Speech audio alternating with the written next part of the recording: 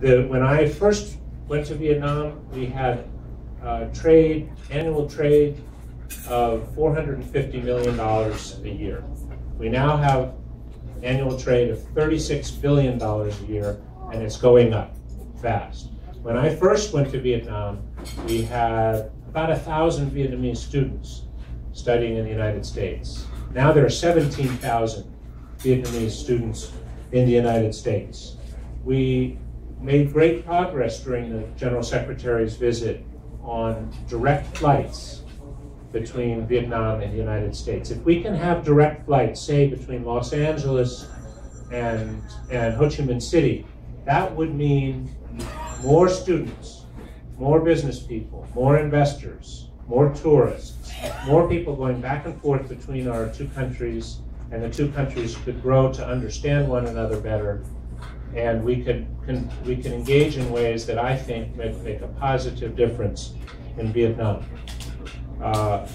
When the General Secretary visited Washington, we concluded 2 deals for Boeing, one with Vietnam Airlines and one with Vietjet Airlines.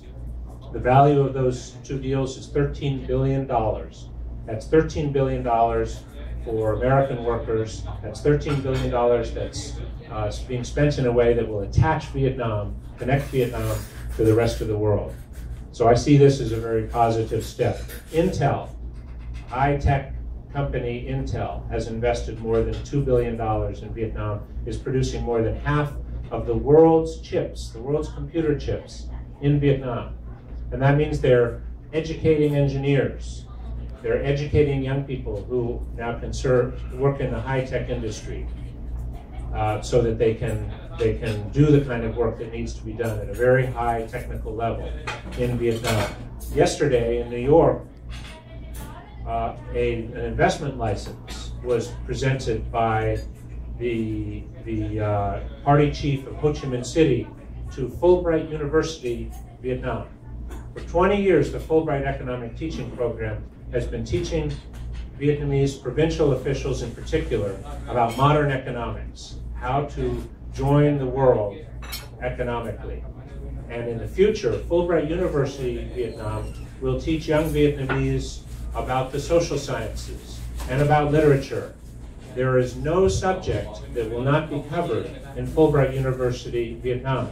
And the deal is, and the General Secretary said this yesterday, academic freedom. This will be the first American-style university with an independent board, not for profit, and I believe it can lay the foundation for 50 years of partnership between our two countries. There are many other areas where I think we have an opportunity for collaboration to expand, but maybe I'll come to those during the Q&A, other areas. But let me say just a word about human rights specifically.